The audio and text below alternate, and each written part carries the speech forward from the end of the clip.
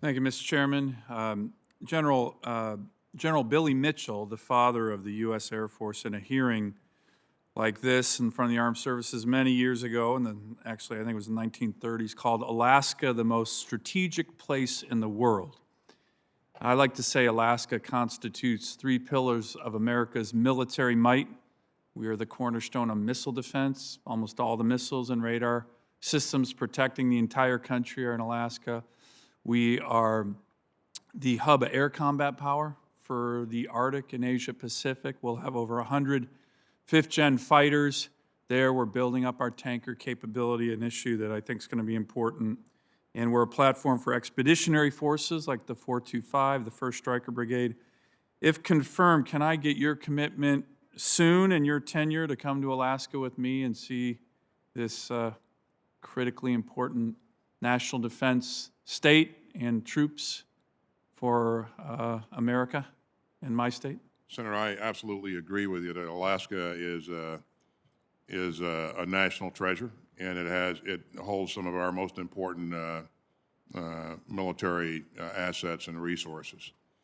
As you know, we're challenged with travel now, and as the opportunities present themselves, post trips to the Indo-Pacific, where I need to get to right away if I'm confirmed, I certainly would accept your invitation at some point in the future. Well, General, a lot of us think that Alaska is kind of in the Indo-Pacific, so on your way out, we can get there early, so I look forward to doing that. Related to that is the issue of national security in the Arctic, and that's certainly a new theater of great power competition. Russia, China being very aggressive in the Arctic with massive buildups of military forces, infrastructure.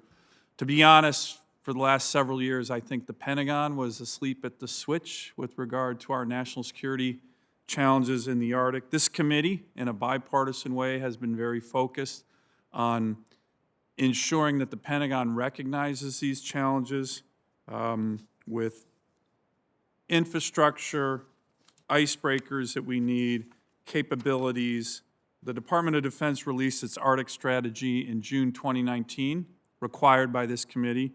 The Air Force followed suit with its own strategy in July of 2020. The Department of the Navy just this week published its Arctic strategic blueprint, and the Army will soon be doing this as well. Can I get your commitment to work with this committee, where this has been a high priority, to ensure that these service Arctic strategies are appropriately resourced and that we can protect our strategic interest in the Arctic?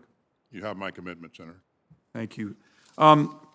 General, the other issue I just wanted to touch on here in this hearing that we had last week on civilian control of the military and op-eds, you're seeing it with some of my colleagues, there's been this growing conventional wisdom that somehow, because Secretary Mattis had been a previous CENTCOM commander, that his tenure is a warning, really, for what some are considering a failed tenure as Secretary of Defense. I actually disagree with this quite vehemently.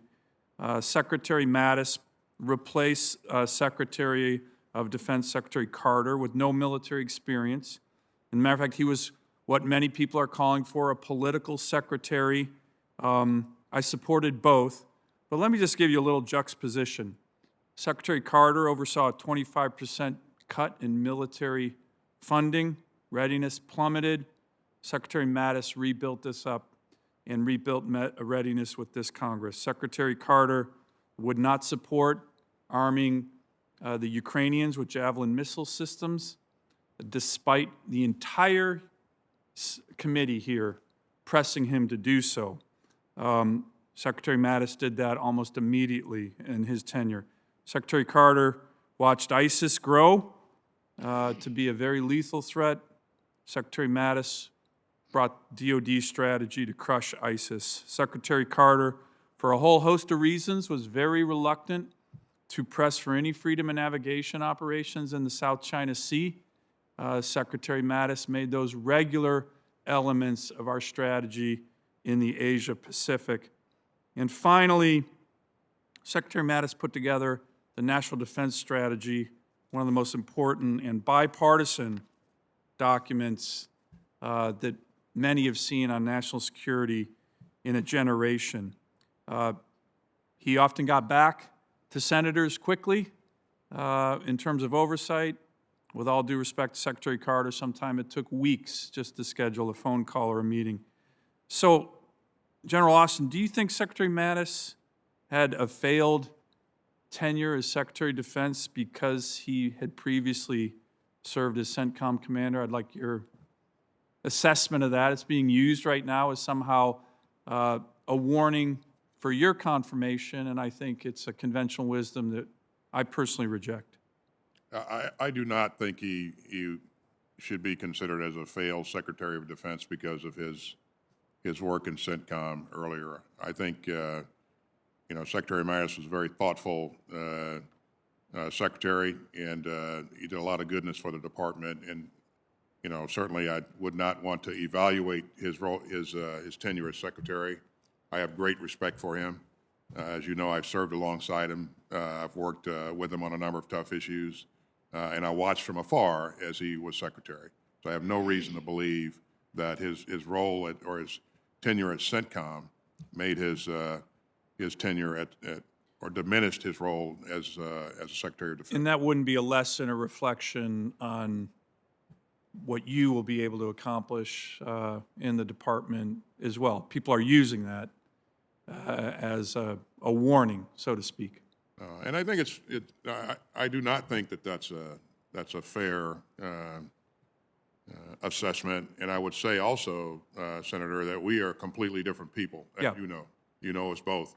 And again, I will absolutely do the things that we've talked about in this hearing. Get the right civilians in the right positions to help me exercise civilian control of the military. And I'll make sure that we have the very best experts focused on our toughest issues, like the China issue, the issue of our acquisition reform, and those kinds of things. Mr. Chairman, if I may, just one final question. General, I just want you to have the opportunity to answer two other criticisms. One, that you have not had experience in the Asia Pacific, and two, that with the chairman of the Joint Chiefs being an Army general, that somehow your tenure with General Milley would be favoring the Army. Can you quickly address those two criticisms that have come about your nomination? Well, I'll take the last one first, Senator. If you look at my history, I spent a lot of time in joint assignments, both in Iraq and Afghanistan, as a director of the Joint Staff, as a commander of Central Command.